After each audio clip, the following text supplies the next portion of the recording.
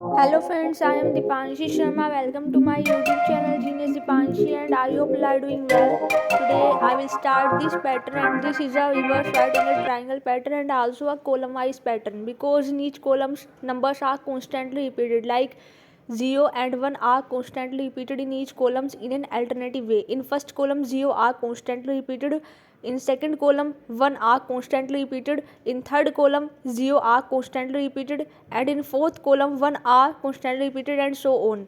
So we used nested for loop to understand this pattern. So firstly we declare two variables that are used for nested for loop. So we declare I and j variable that are used for nested for loop, and after declaration of I and j variable of data type int, we create outer for loop, and in this outer for loop we take three parameters. Firstly we initialize the variable like I equals to 5 and check condition if I greater than equals to 1 and I decrement to 1, and inside this outer for loop we create another loop that is called inner for loop, and in this inner for loop we also takes three parameter. Firstly we initialize j variable equals to 0 and check condition if j less than I and j increment to 1, and inside this inner for loop we print the inner loop variable that is j mod 2 because this is a column wise pattern, and when we have a column wise pattern we always print the inner loop variable that is j,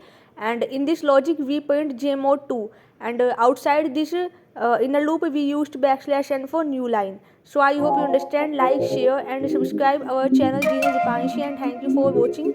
And if you have any concern related to this pattern or logic you can text me in the comment section, and I hope you enjoyed a series of pattern programming. I know one.